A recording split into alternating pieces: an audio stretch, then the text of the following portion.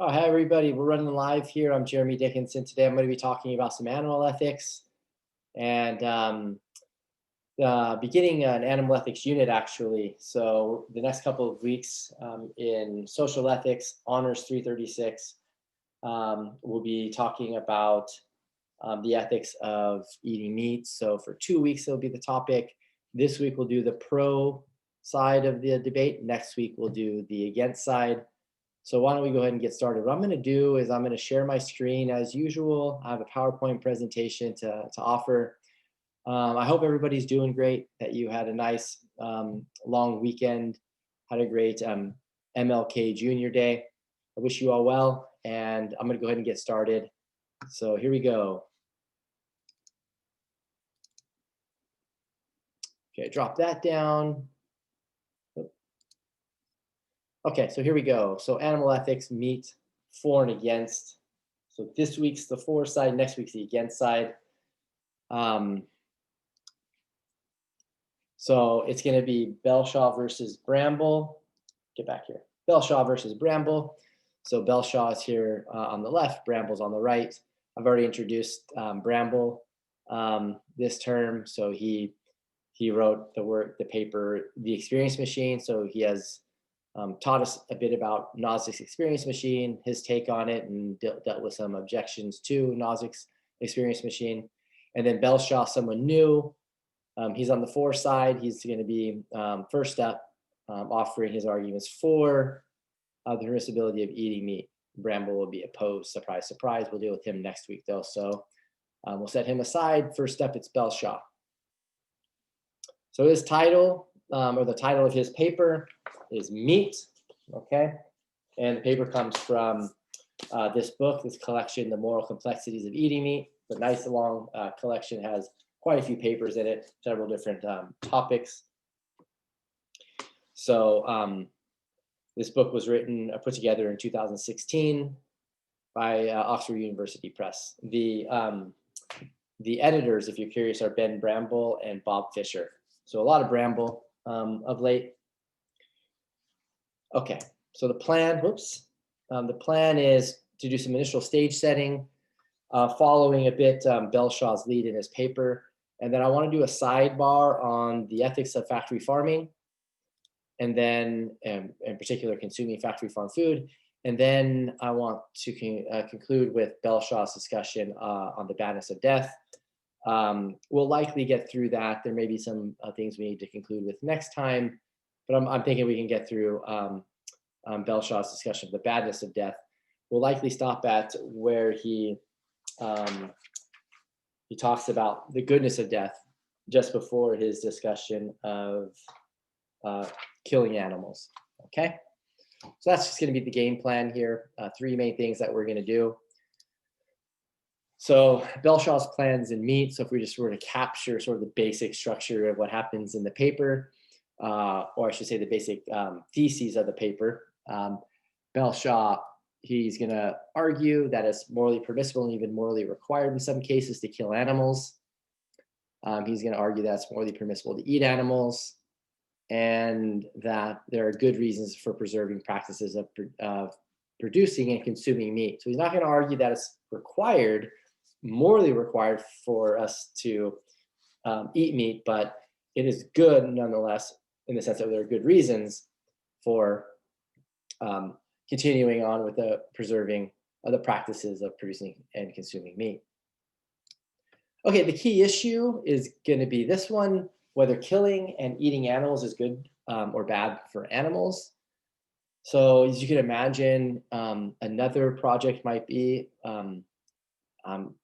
comparing the issue of whether killing and eating animals is good for them, the animals that is, with the issue of whether killing and eating animals is good or bad for us as human beings. Okay, you can imagine that might be a pretty difficult project, perhaps a lengthy one even. So Belshaw, he focuses on this key issue. And just as a bit of an anticipation, as I noted before, the plan today is to talk about these initial two things that I've already noted, but also Belshaw, the badness of death. Well, that's going to be important because the badness of death is going to be related to thinking about the badness of death for animals. And the badness of death for animals has some connection to whether or not it's good or bad to kill them. Okay. There's no like perhaps tight connection, but there will be a connection nonetheless that seems relevant, as we'll talk about more next time. But that'll at least the issue of the badness of death is tied to the issue of the key issue of whether killing any animals is good or bad for the animals. Okay. Maybe make this a little bit bigger instead over this way. So one of the things that Belshaw does early on is he canvasses the ways in which we come by meat in our experiences or are going to come by meat in our experiences. So we have synthesizing, or maybe a better title here would be like synthetically. We come by meat synthetically. So what will oftentimes happen here is meat will be grown in a petri dish.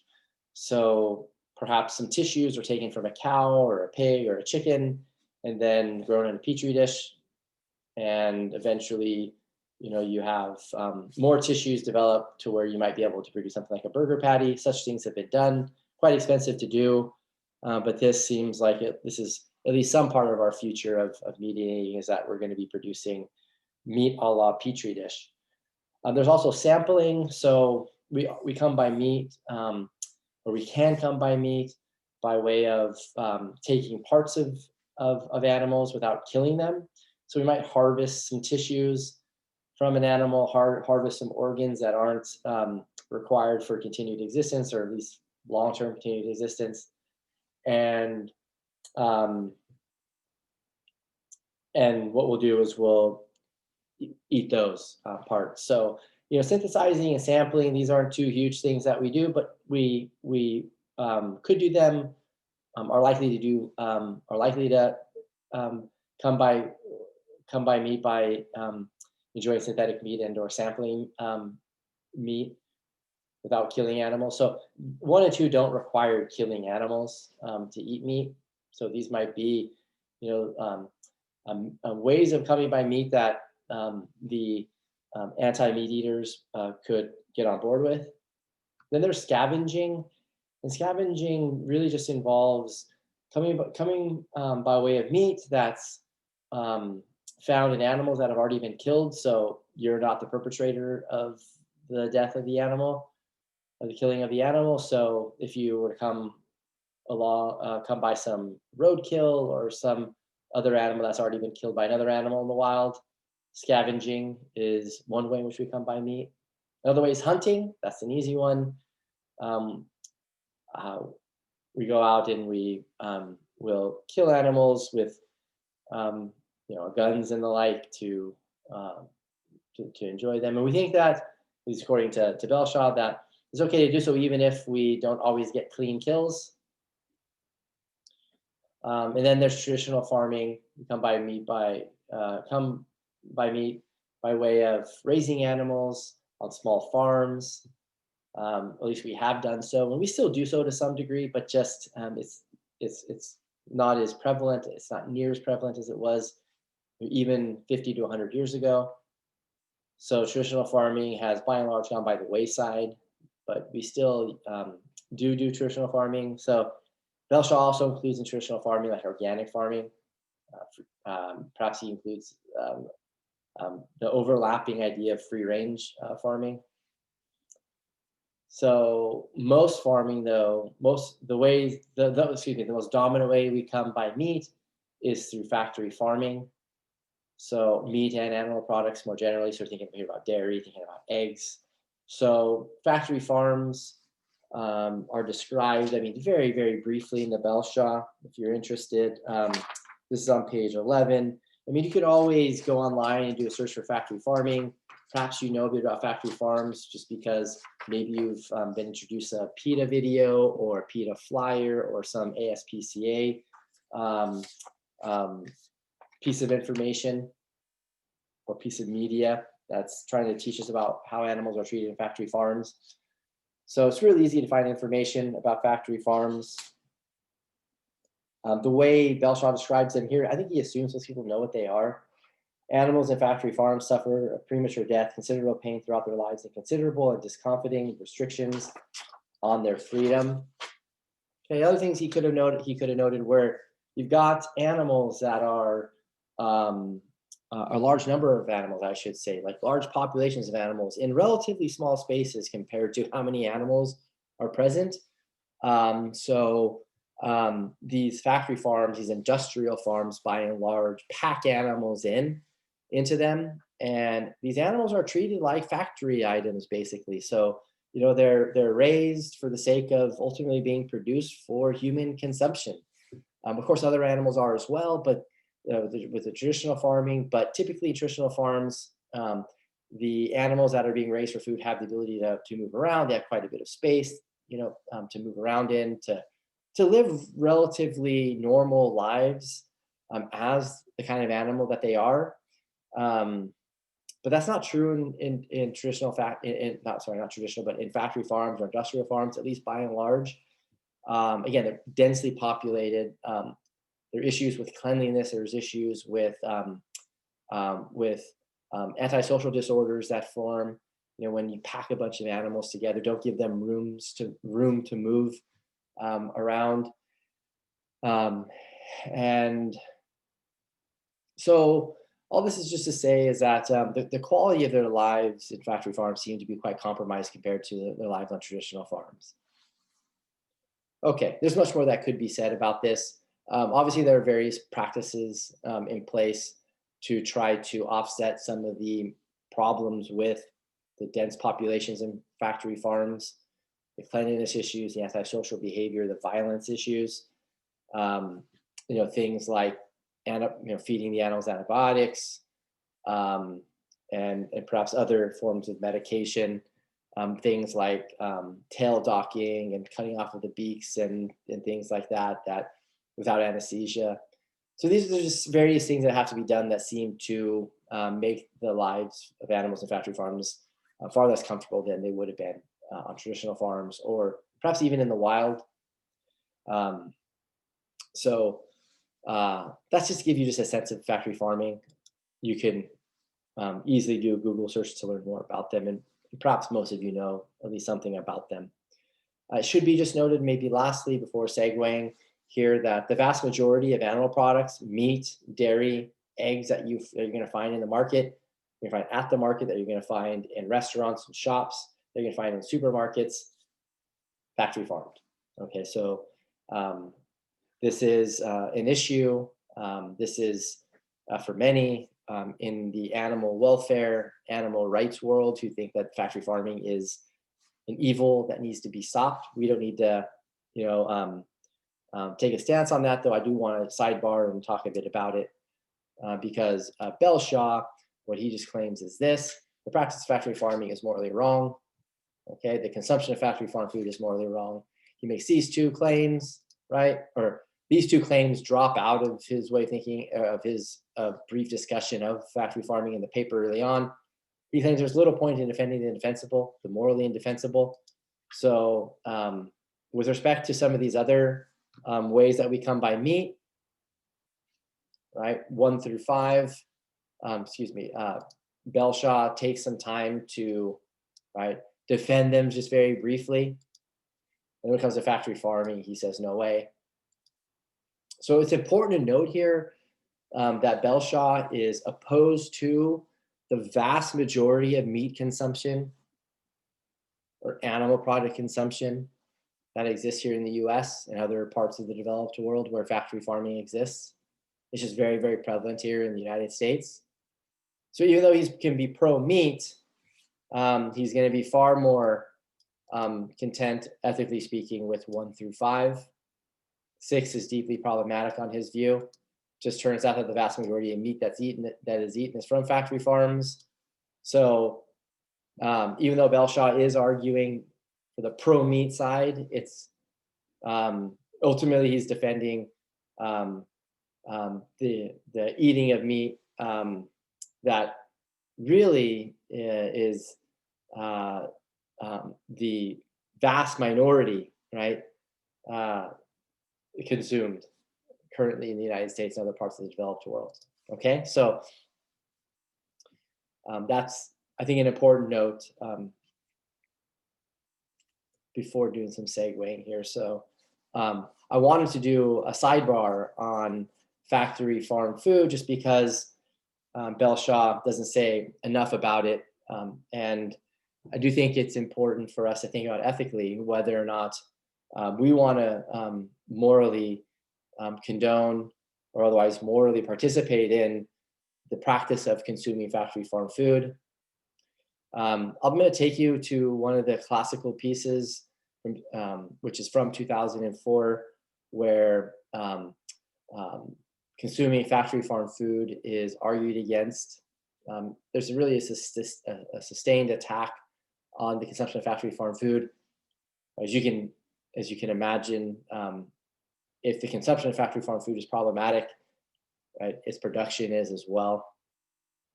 In many cases, thinking about the consumption of factory farm food being wrong, morally speaking, is going to just drop out of thinking about how the production of factory farm food is wrong. So I'm going to talk a bit about Alistair Norcross's Puppies, Pigs, and People, Eating Meat in Marginal Cases, again from 2004. It's a sustained attack on the consumption of factory farm food. So what I'm going to do is I'm going to segue here out of this PowerPoint presentation to Fred's Puppies, another presentation that I put together. So let me go back up to the top here. So Fred's Puppies. So again, the focus here is a bit away from, or you can imagine a section, you know, it's removed from the Belshaw, but it's something that could have been a section in the Belshaw paper. He just thinks straight away that most people who read his paper are already going to be against the consumption of factory farm food. Okay. Now, one reason why I'm doing this sidebar is just because I've taught animal ethics a lot. I've taught in a number of cases the ethics of consuming factory farm food, and it's not clear to me that that my university students, right, they agree with Belshaw's claim that consuming factory farm food is just pretty clearly, pretty obviously morally wrong.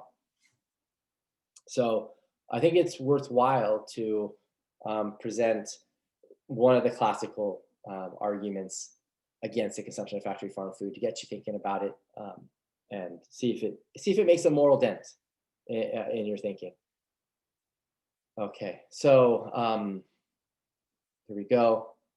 There's a cute puppy. So Fred's Puppies, we're going to see who Fred is in a moment. Fred is one of the key characters, if not the key character, in Norcross's paper. And he is a character. He's someone that Norcross invents for the sake of making a philosophical point. So there's a cute puppy. All right, who loves puppies? I love puppies. Look at that cute puppy. So there's Norcross, University of Colorado Boulder. He specializes in ethics. He's a professor there at University of Colorado Boulder, and he's working within the utilitarian tradition. Okay, so thinking about Norcross, we got to think about Fred's basement.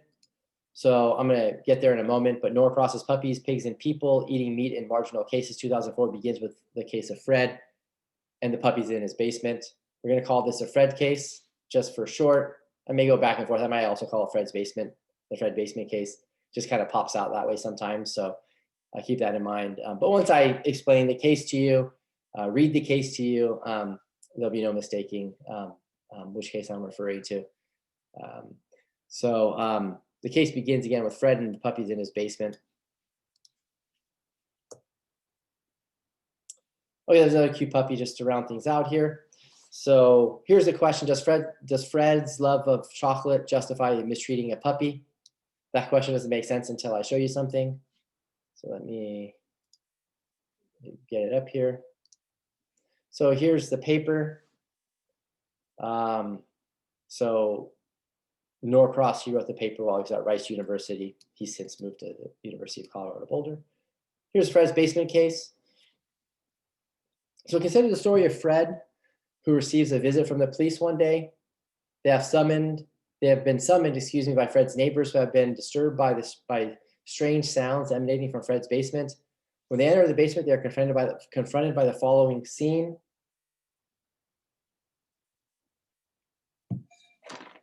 26 small wire cages, each containing a puppy, some whining, some whimpering, some howling. The puppies range in age from newborn to about 6 months. Many of them show signs of mutilation. Urine and feces cover the bottoms of the cages and the basement floor. Fred explains that he keeps the puppies for 26 weeks and then butchers them while holding them upside down.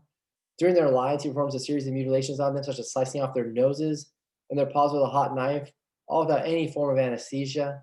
Except for the mutilations, the puppies are never allowed out of the cages, which are barely big enough to hold them at 26 weeks. The police are horrified and promptly charge Fred with animal abuse. As details of the case are publicized, the public is outraged. Newspapers are flooded with letters demanding that Fred be severely punished.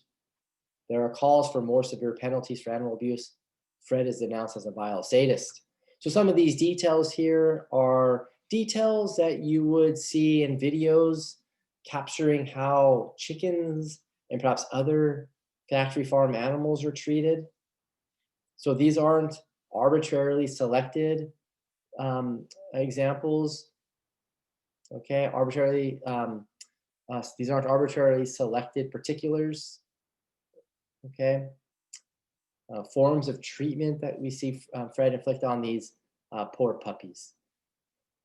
Okay, so if I'm right, if you're following along, you probably love puppies and you're probably thinking that this claim is right. Fred is a vile sadist. He's right to be denounced as a vile sadist.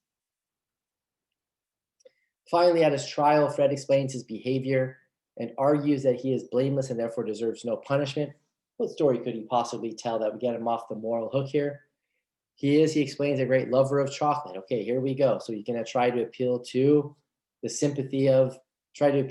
who love chocolate in order to get sympathy, you see?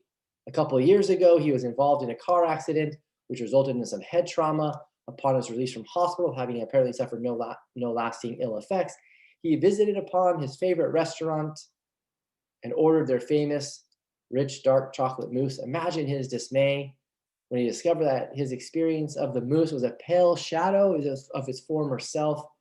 The mousse tasted bland, slightly pleasant, both none of the intense chocolatey flavor he remembered so well. The waiter assured him that the recipe was unchanged from the last time he had tasted it, just the day before his accident. In some consternation, Fred rushed out to buy a bar of his favorite Belgian chocolate, Num Nums. Again, he was dismayed to discover that his experience of the chocolate was barely even pleasurable. Extensive investigation revealed that his experience of other foods remained unaffected.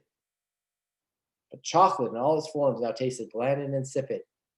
Desperate for a solution to his problem, Fred visited a renowned gustatory neurologist, Dr. T. Budd. So there's a bit of playfulness going on, right, in the example that's given. Extensive tests revealed that the accident had irreparably damaged the Godiva gland. Okay, again, a bit more fun being had here in the case, which secretes cocamone, a fictional hormone. The hormone responsible for the experience of chocolate, responsible for the experience of enjoying chocolate. Fred urgently requested hormone replacement therapy, but Dr. T. Budd informed him that until recently there had been no known source of cocamone other than the human Godiva gland, and that it was impossible to collect cocamone from one person to be used by another. However, a chance discovery had altered the situation. A forensic veterinary surgeon performing an autopsy on a severely abused puppy had discovered high concentrations of cocamone in the puppy's brain. It turned out that puppies who don't normally produce cocamone could be stimulated to do so by extended periods of severe stress and suffering. This research, which led to the discovery while gaining tenure for its authors, had not been widely publicized for fear of antagonizing animal welfare groups. Insert PETA.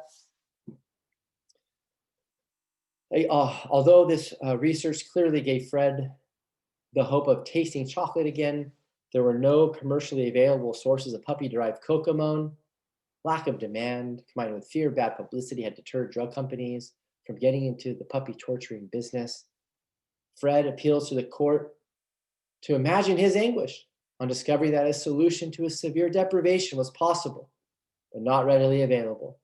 But he wasn't inclined to sit around bemoaning his cruel fate. He did what any chocolate lover would do. He read the research and set up his own cocomone collection lab in his basement. He set up his own disgusting puppy mill in his basement.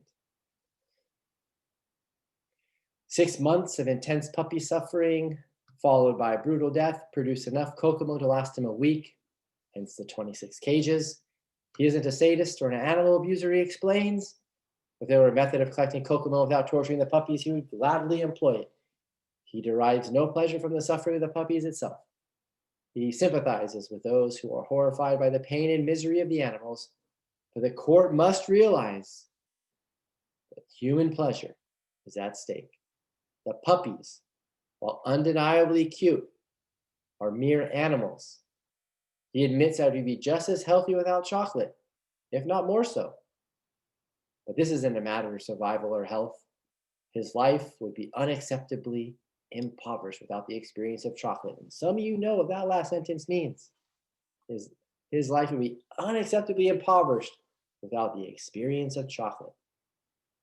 I know there's got to be some chocolate lovers out there who sympathize with that point, even though they don't sympathize with what comes above. So that's the end of the story. We're clearly horrified by Fred's behavior, and we think his behavior is morally, seriously wrong. We think his behavior is morally atrocious. The way he treats these puppies is miserably bad. So that's the Fred case. That's the Fred's basement case. Okay. So you see where Norcross might be going here, right? Does Fred's love of chocolate justify mistreating a puppy? Does Fred's love of chocolate justify the torturing of the puppies that happens in his basement? I think we know the answer to that. The answer is obviously no, it does not. I found a picture of an abused puppy online. I found worse, but I just chose this one because I didn't want to, I didn't want to put such an image on a PowerPoint slide. It can be hard to see those images. Abusing puppies in order to consume them for the sake of pleasure alone seems morally wicked. And you might think that abusing puppies in order to consume them for the sake of other things, getting nutritional content to save money, is morally wicked. So here's the argument. You might see where things are going, right? Fred treats these puppies miserably. He does extreme moral wrong. Likewise, those who are complicit with, part of, right, funding through their consumption, through their purchasing animal products that are produced from factory farms, right, are just as morally complicit, just as morally wrong in their behavior as Fred is. That's the line of argument here. There's no moral difference, argues Norcross, between Fred and his treatment of the puppies in his basement and the behavior of those who consume animal products from factory farms, because animals are treated horrifically in factory farms. So argues Norcross. So here's the argument. 1, it is morally wrong to inflict suffering on animals solely for the sake of promoting human pleasure. 2, Fred inflicts suffering on animals solely for the sake of promoting his own pleasure. Fred inflicts suffering on the puppies, right?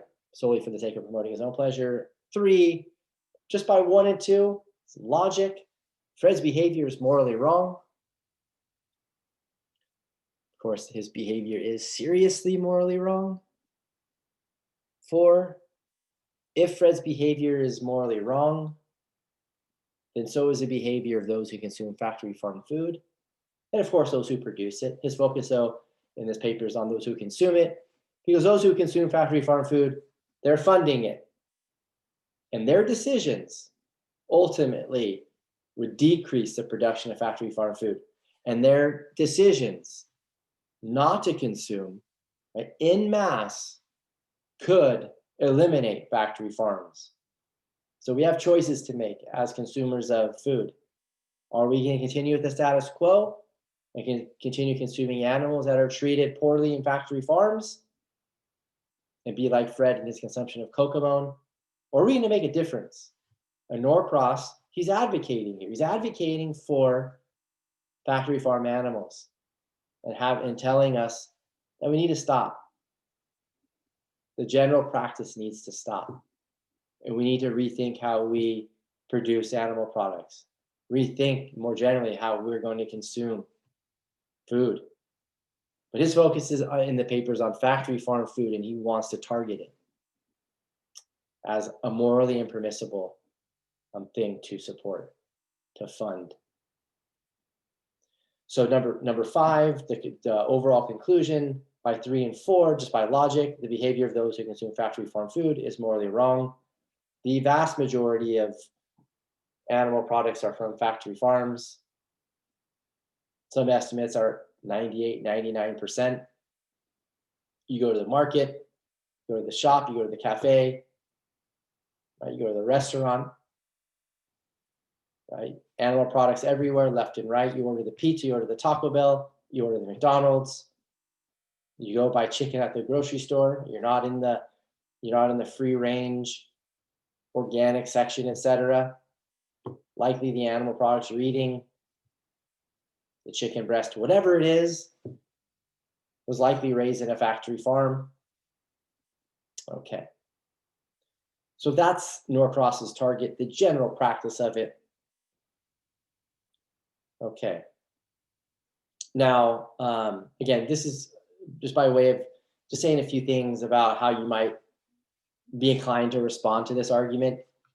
You're likely good 1 through 3, but you get to 4, you're like, nope, I'm sorry, but when I go to Taco Bell, when I go to McDonald's, when I buy the chicken breast at the supermarket, the conventional factory farm raised chicken breast from the grocery store, I'm not doing anything nearly as bad as what Fred's doing. Okay, and you're going to say something like, well, Fred, he's directly doing all this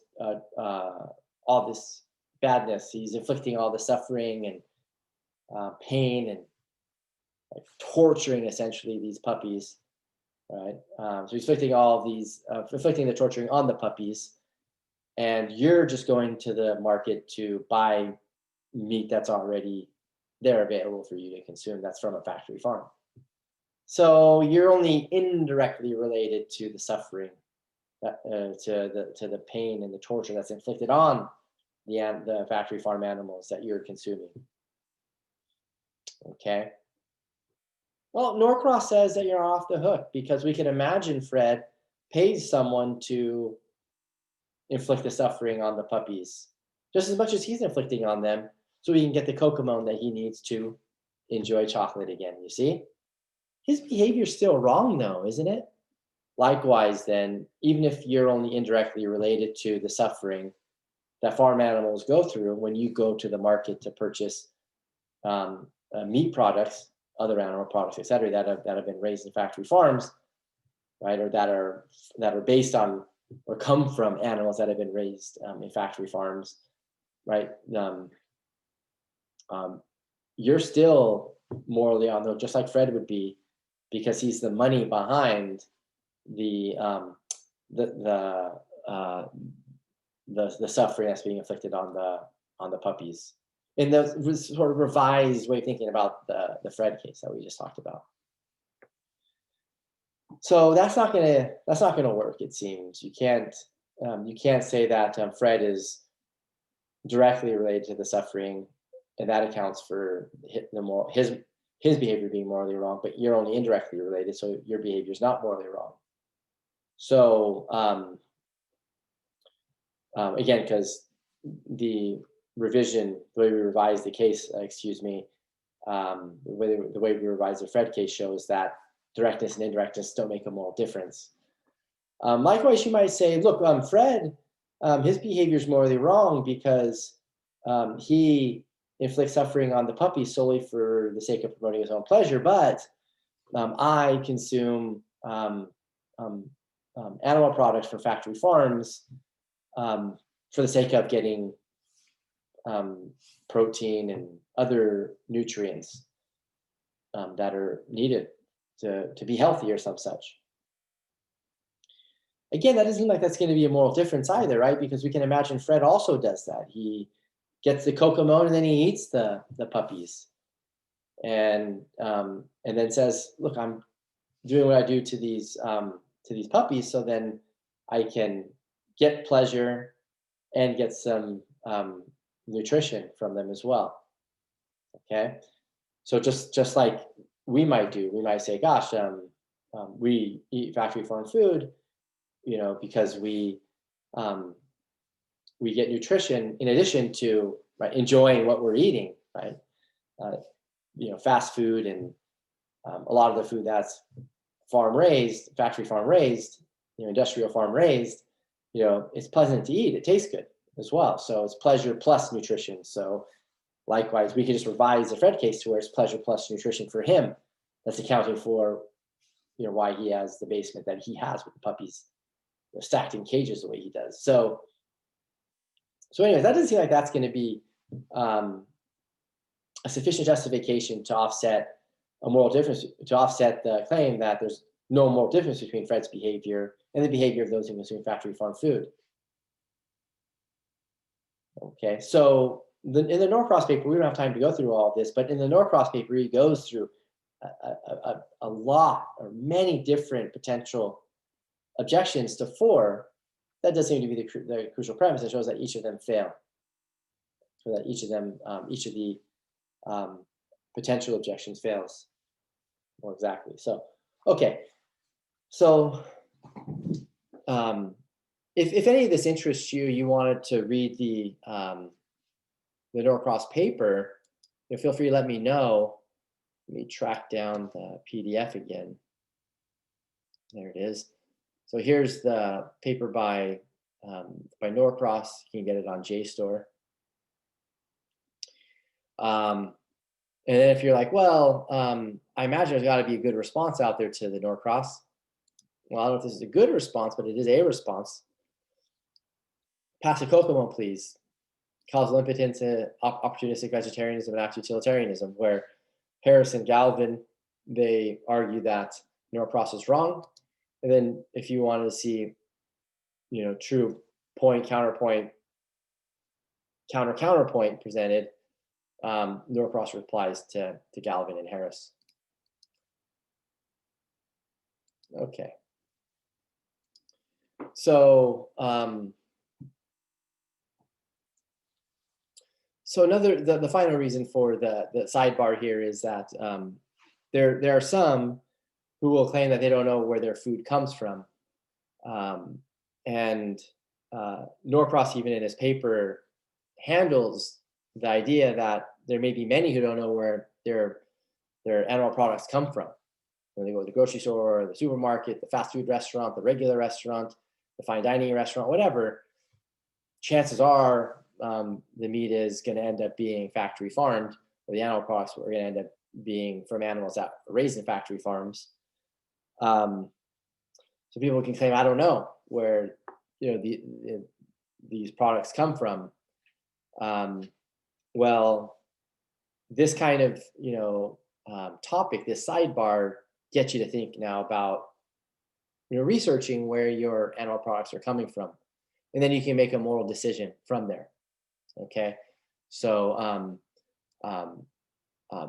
people can be off the moral hook if they're not like blameworthy for their lack of awareness, or if they're not morally in the wrong for not knowing where their animal products come from. But insofar as they do know where their food comes from, or they are blameworthy, or morally in the wrong for not knowing where their food comes from, because it's pretty easy to know where your food comes from. Some consumer research is fairly accessible to many of us, anyways. It looks like one's not going to be morally off the hook. Okay, in his paper, he says, those of you who are reading my paper now, you're going to be in the camp that could be held responsible. You could be doing something more than right. You won't be off the moral hook if you continue consuming it, given that you've done all the relevant research. Because now you know to do the research, and you can make a moral decision. Of course, a lot of this hinges on Norcross being right. Okay, there's obviously debate to be had here, but that's the sidebar. I think it's important to just mention factory farm food, just because it is such a significant source of food for us. There are debates, I'll say lastly, about how bad factory farms are, whether Norcross and others who go against factory farm food, whether or not they're capturing the empirical facts of factory farms. And there's debate about these things. If you're interested, I have some responses to those folks, and the responses are in part empirical, but they're also in part, in a larger part, I'll grant the empirical facts that I'll grant the claim more exactly that Norcross doesn't capture factory farms, that he goes too far in stating their badness, right? They're not as bad as Norcross claims. Still, I think that a case could be made that consuming factory farm food is wrong. But if you're interested in that, let me know. I can get you some resources there. Okay, so back to Belshaw. Consider the following argument. This is the kind of argument that Belshaw just wants to deal with quickly and then move on. He deals with this issue, though, longer than he deals with the issue of factory farm food. So here's the kind of argument, and I'm just trying to be quick with this, as Belshaw was. So since it's not morally wrong to eat plants, it's also not morally wrong to eat animals. Basically, maybe the line of argument here is, if we were to try to understand it better, would be something like, plants are a life form, animals are a life form. Well, if it's not morally wrong to eat plants, which are a life form, then surely it's not morally wrong to eat plants, because to eat animals, because they're a life form as well. So the idea is just that one might think that that the key moral issue here is whether or not it's okay to kill life to eat life, and you might think that that the person who's arguing that it's wrong to kill animals, wrong to eat animals, you might think that they're just focusing on the fact that animals are living things. And they even speak that way, when they're presenting their arguments, but not, careful philosophers. Careful philosophers aren't usually going to make such claims. They're going to be more precise in their presentations here. So the thought is, if it's wrong to kill living things, animals are living things, then it would be wrong to kill and eat plants, right? So, but that's absurd, right? So there has to be something wrong within the claim that it's wrong to kill and eat animals, right? That's another way in which I think you can see this argument being run. Belshaw's not convinced. There's a key moral difference between plants and animals. So the key moral difference is that animals can feel pain. And when we're just comparing plants and animals, right, only animals can feel pain. Okay, among those two groups, of course, we can feel pain too. Okay, and the vast, majority of people, philosophers, don't think that we're animals. They think that we're non-human animals. They think that we are people. We are human beings, and that means we're not animals. Okay, there are some debates about this, as you can imagine, in the literature. There's a view out there called animalism, which maintains that we essentially are human animals. Okay, So it might remain true that some things are bad for plants, though, but they are not morally bad for them. So it might be bad that a plant is not watered, that a plant is not given enough sunlight, that a plant is poisoned, right? In the sense that the plant isn't able to, or plants aren't able to, when such things happen to them, they're not able to flourish as plants, they're not able to grow, produce fruit, whatever. So, um, so there can be bad things done to plants, but these bad things done to plants aren't morally bad for them. And they're not; these things aren't bad for them in a way that, as Belshaw puts it, in ways that matter.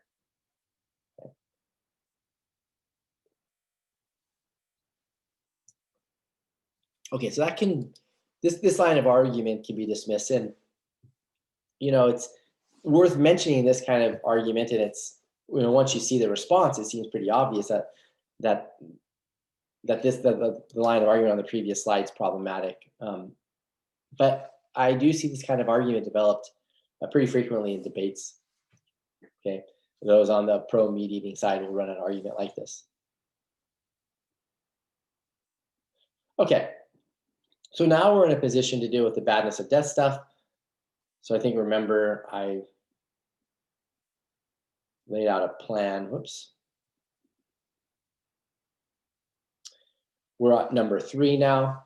So remember, the badness of death issue is important to the whether or not it's wrong to kill and thus eat animals. Okay. So pain is morally bad for animals. So remember that part of the moral difference, right? One of the reasons why you might be hesitant and or one of the reasons why you might hesitate in treating animals certain ways that you would treat plants is that animals can feel pain. In fact, that might be the most obvious thing to think. Um, but so we know that pain is morally bad for animals. But what about death? Is death bad for the animals? Okay. So this might be relevant. Or think about the first point. Your pain is morally bad for animals. You might think it's relevant potentially for various reasons. But one reason that could be relevant for is because you can imagine painless killings, right, of animals, and then being able to consume the animals after they've been killed, after they died. Okay, so the issue of the goodness or badness of killing and eating animals is going to have a connection to the issue of pain. Okay, at least it traditionally does. Some anti-meat eating groups or philosophers or individuals, they'll sometimes argue that killing an animal, right, is painful for the animal, at least in most cases, or some such, right? Okay, well, couple different kinds of replies there. One could be, just thinking about things abstractly, one could be, even if killing animals is painful, that doesn't by itself entirely determine whether it's permissible and or required to kill the animal and then eat the animal. And another way of going is just to say, well, we can imagine making the case that the animals that we're killing feel very little or no pain at all. And then ask ourselves, what impact does that have on the debate about whether it's okay to kill animals to eat them? Okay. But now we can just ask straightforwardly, is death bad for animals? So now we need to be thinking about the badness of death. And following Belshaw here, so Belshaw discusses the badness of death beginning at the bottom of page 12 in his paper, and it extends to page 15, top of page 15. So Epicureanism about death is basically this claim here. Death is not bad for the individual that dies. So that's just the name for the view in the death literature. Epicureanism about death is the claim that death is not bad for the individual that dies. It's not bad, it's never bad, can't be bad, some such claim is what Epicureanism maintains. So Epicureanism, or the theory, I should say, gets its name from the ancient Greek philosopher Epicurus, who argued that, surprise, surprise, death is not bad for the individual that dies. Okay? Now, you can be an Epicurean about death, but not an Epicurean full stop, in the sense that you're not following the standard teachings of the late ancient Greek philosopher Epicurus. So Epicurus started a school that, well, it's called the Garden, but subsequent followers became known as Epicureans. And they adopted a whole range of views. One view is this view about the badness of death. Now, an Epicurean about death maintains just this. It needn't accept the range of views that Epicurus held, that Epicureans traditionally have held, who have been followers of Epicurus. So it's just an important note. If you know Epicureanism, if that term or the concept has a different sense to you, I just want to make clear that this is the exact sense of Epicureanism that you need moving forward, and you shouldn't build into it if you're tempted to, right? Other doctrines that were held by Epicurus. Now, Epicurus, right, in terms of what he believed, in terms of what he argued, is this. He gave an argument for the claim that death is not bad for the individual that dies. Now, keep in mind, one could be an Epicurean about death and reject Epicurus's argument, okay? Or the argument that at least we trace back to Epicurus. There's debate and interpretive issues that we're not going to deal with.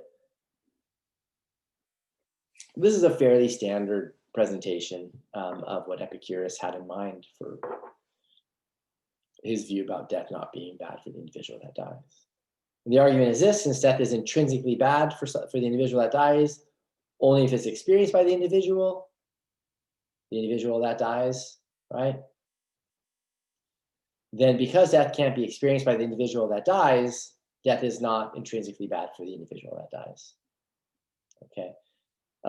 What's going to support the claim that death is intrinsically bad for the individual that dies only if it's experienced by that individual? Something like something, or right, X is intrinsically bad for the individual that dies only if X is experienced by that individual. Okay, and then death is just one of the variables that we fill in for, or one of the values, that we fill in for the variable. So, I mean, Epicurus was a hedonist about well-being. So if something's bad for you, it's painful. If something's intrinsically bad for you, it's painful, right? That's what it means to be a hedonist, at least in part. If something is good for you, intrinsically good for you, it's a pleasant experience, right? So if death is intrinsically bad, so if death is painful for the individual that dies, since death is intrinsically painful for the individual that dies, right, only if it is experienced by that individual, then because death can't be experienced by the individual that dies, death is not intrinsically bad for the individual that dies, right? The idea here is just that intrinsic badness can be easily, right, defined as, right, pain or painful, in this case, painfulness, right? Or death, since death is painful for the individual that dies, only if it's experienced by that individual, then because death can't be experienced by the individual that dies, death is not painful for the individual that dies. Okay, so the basic idea is just like, look, if we understand death as the permanent end of existence, and that's how Epicurus understood it, and even if Epicurus is wrong about what happens at physical death, so Epicurus believed that at physical death we cease to exist permanently. We have souls. Souls are physical things, and physical things can corrupt and break down and die. So even if Epicurus is wrong, wrong about physical death, we could still deal with the issue of we can still deal with the concept of death being the permanent end of existence, couldn't we? So if you do think that Epicurus is wrong and that we have a soul that survives bodily death, well, there's disagreement between you and Epicurus on what happens at physical death, but it could turn out that the soul that survives physical death, it could go out of existence, and perhaps at that point you would say, oh, that there's a permanent end of existence at that point, right? So there are like religious philosophers who are Epicurean about death, and they're dealing with the same concept of death. So these individuals, these religious individuals, and the Epicureans aren't talking past each other. Sorry, they're not talking past each other because they're using death, the same concept of death, to mean the permanent end of existence. So even if you think that there's an afterlife after physical death, you could still deal with the question, what happens if the soul that survives dies? Is that the permanent end of existence? And if so, would that be bad for the individual who dies? And Epicurus says no, because death, as a permanent end of existence, is the first moment of permanent non-existence. Okay, so there's no subject there to have any experiences. And remember, in order for something to be intrinsically bad for someone, it has to be experienced for Epicurus, because Epicurus is a hedonist. Right? Pain is something that is essentially experienced by the individual that's in pain. Okay. All right, so the basic idea here is that death is a permanent end of existence. So the person who dies is no longer at death.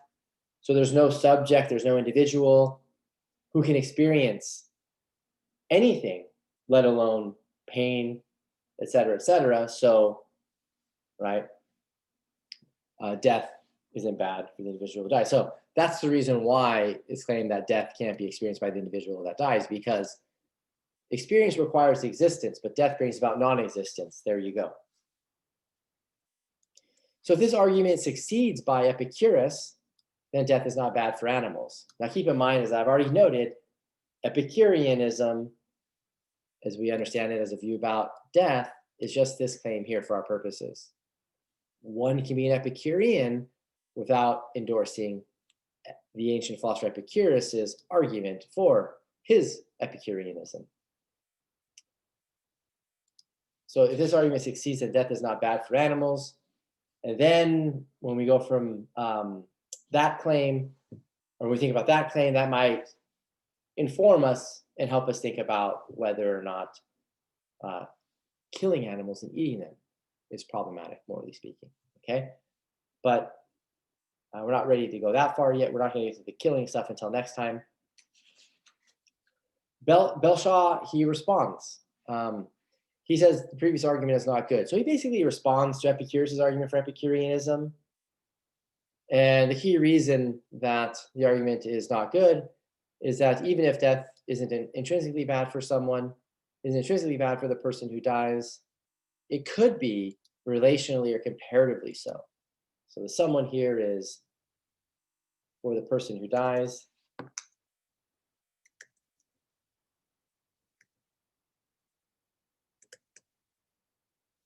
Okay. So remember, Epicurus, his argument relies on thinking about death and its potential intrinsic badness for the person who dies. There can be no intrinsic badness, because intrinsic badness requires being in pain, and pain requires existing. Pain requires experiencing, and experiencing requires existing, if we're to go through the logical progression more accurately there, right? More step by step, okay?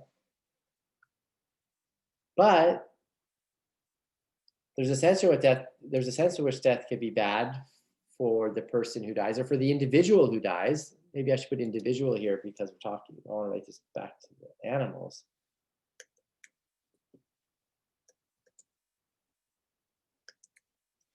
okay? Death could be bad in a relational or extrinsic way or in a comparative way. So for example, in thinking about the comparative claim here, death may be worse for X than X is being alive. So the way in which death could be bad in a comparative way is just that um, um, the death that so the dying that culminates that process which culminates in the permanent end of existence for the individual who has died, right, may be worse for that individual than X being alive. And you might say, well, in what kinds of cases? Well, in cases where X being alive is going to bring about tons and tons of goodness. I mean, that's the easy kind of case to think about, right? Okay.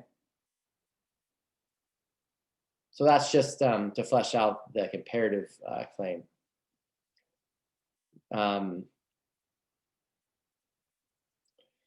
Good. So then it's interesting if I got Belshaw right here, he's responding to the Epicurean view of the badness of death for the individual that dies by evaluating not some contemporary Epicurean who's developed an argument for his or her view, but rather going back to Epicurus, the ancient Greek philosopher, to evaluate the Epicurean view. Okay, so obviously that's one strategy, that's one way of going. I think Belshaw just thinks that that his response is sufficient here. I should note that there are contemporary Epicureans who don't run arguments like Epicurus did.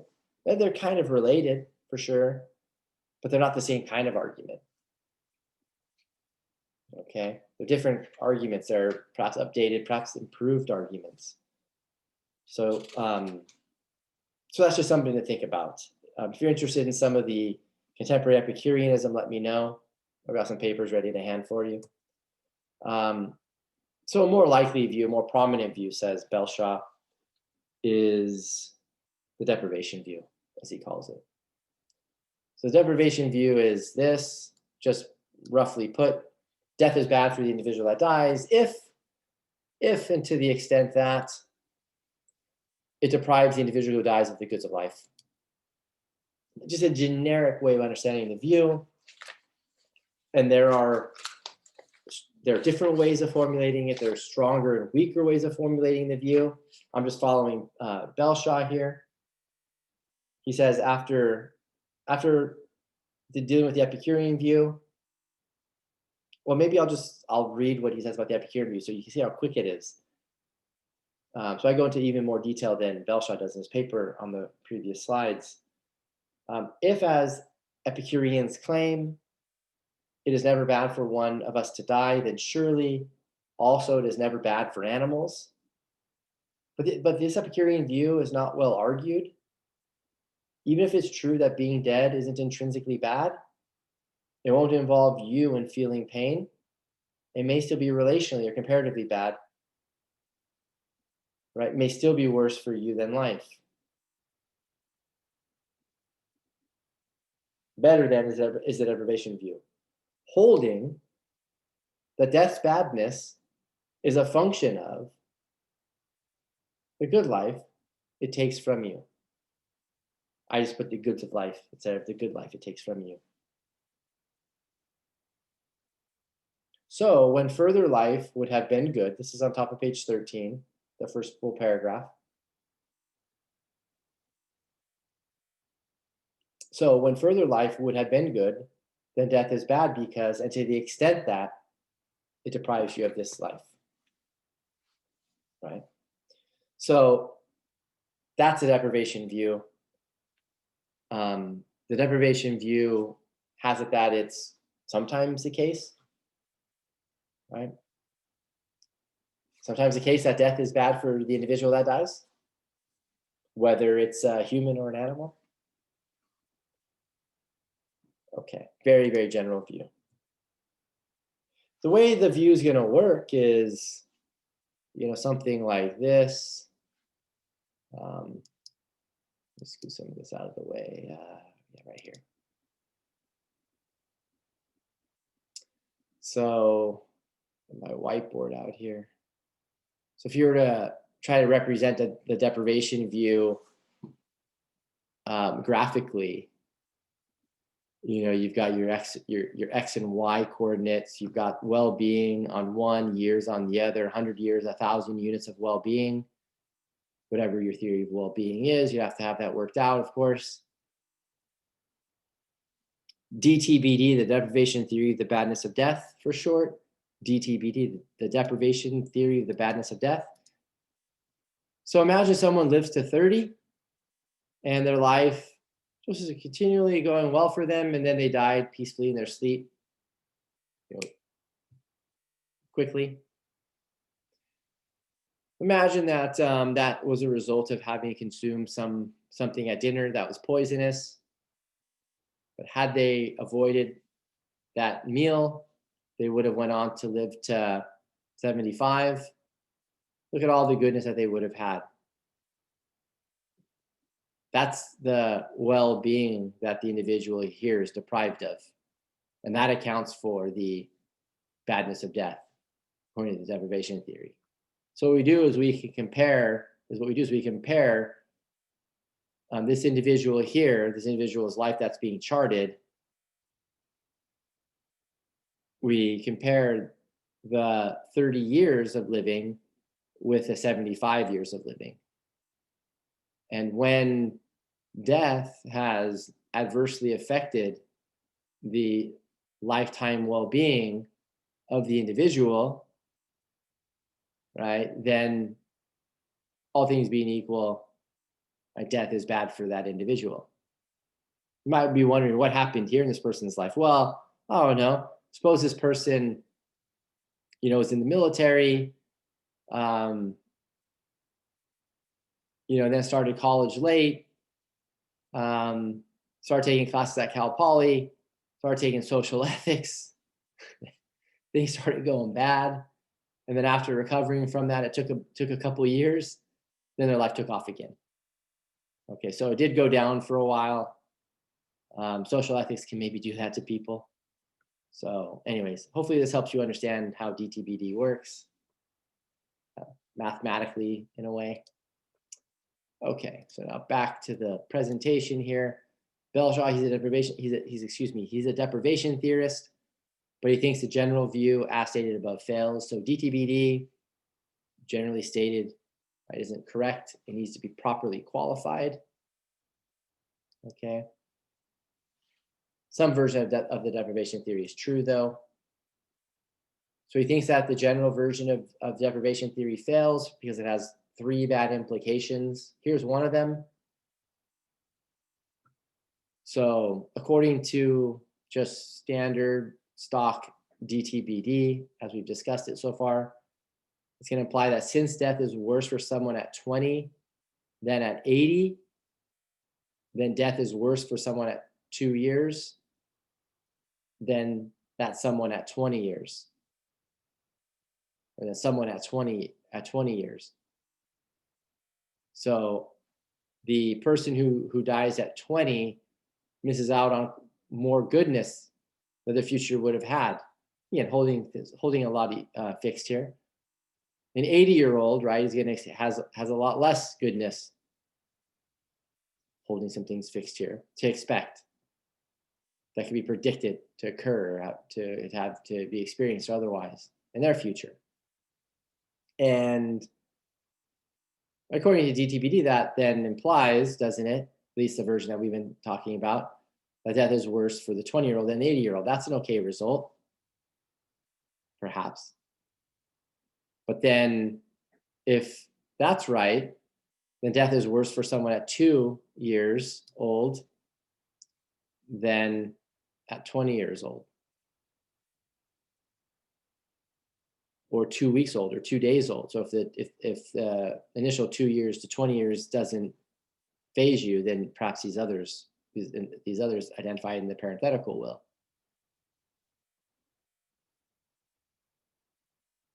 So you're asking, why does it have that implication? Well, I think you know why. Look, death is bad for the individual that dies if, and to the extent that. So death can be better or worse for someone, or death can be more or less bad. Okay, there are degrees of badness of death, right? So that's what to the extent that maintains.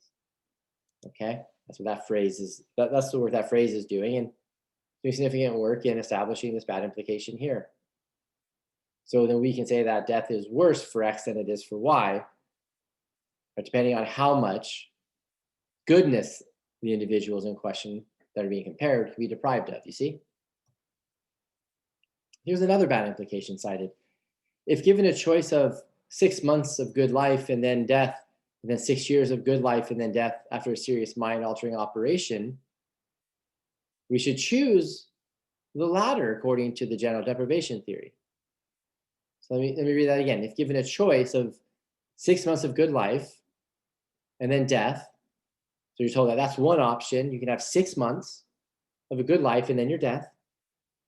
Or you can have 6 years of good life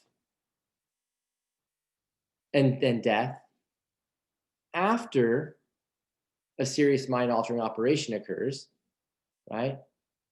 The general DTBD theory that we've been talking about, the general deprivation view that we've been talking about, implies that we should choose the latter. 6 months of a good life and then death.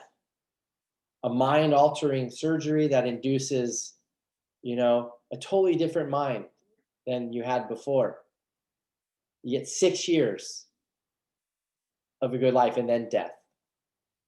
According to the deprivation view, we should choose the second option because, right, there's more goodness promised, predicted, stipulated to be available. Okay, to following that choice or following that option, excuse me. So that seems to be the wrong result, says Belshaw. And the reason for this is just that prior to this, or sorry, after the mind-altering surgery, you're going to be much different. You're going to hardly be recognizable, if at all, to yourself. You may end up with amnesia about your past self, your values and beliefs, and so much about you is just so radically going to change that you're going to be like alien to yourself. So some qualification is needed, argues Belshaw. We can't just have the deprivation view. Okay.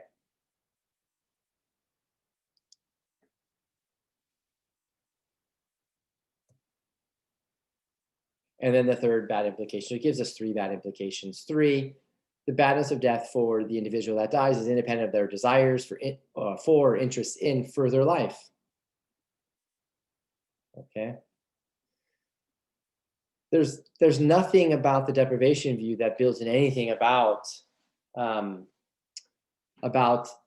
individual who dies having desires for continued living or having interest in continued life. And according to Belshaw, that seems counterintuitive. Shouldn't when we think about the badness of death for the individual that dies, shouldn't we be thinking about whether or not they want to continue living? Whether they have interest in their future life? And Belshaw thinks that the correct view of the badness of death should take these claims seriously. Should take these claims or these conditions seriously. So to the extent that the generic version of deprivation theory doesn't do that, right, it fails. And so a way of thinking about what Belshaw's doing is he's saying, let's take the deprivation theory and let's make it more precise by adding conditions. In a sense, qualifying the candidates that are available for death to be bad for them in the first place. Let me say that again. In a sense, what Belshaw is doing is he's restricting, I'll say it in a different way, he's restricting the class of individuals who can be candidates for death to be bad for them in the first place. And here's his view. Death is bad. So this is a restricted deprivation view. Death is bad for the individual that dies only if death deprives the individual of a good and unfolding life that is desired by the individual now or at some time earlier in the life of that person, of course. Okay, so that's how you get the restriction built in. So you still have the deprivation of the goods of life, but then you have this claim about the desire for continued life, desire for continued living is also required. That desire for continued living has to exist now or at some time in the future as well. Or sometimes in the past as well, excuse me. I don't know why I said future there, but yeah, work with me. Okay, so that's the view. Belshaw does note that people have responded to him on this. There are some interesting consequences that emerge from this, but I think I need to stop there. So I'm going to go ahead and stop there. What we'll do is pick up next time, at least the lecture portion of the presentation, excuse me, will involve a bit of recapping. We get to Belshaw's view quickly. I want to talk about some important implications that he even notes himself regarding his view, and then move on to talking about the goodness of death that he articulates, and then get into killing and eating animals. So we've done a lot of stage setting during this discussion.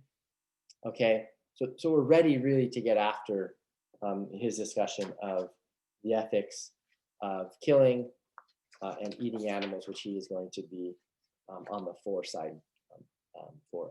Okay, so I'll stop there. Thank you all for watching, and hope you have a great night, and I'll see you all soon. Bye-bye.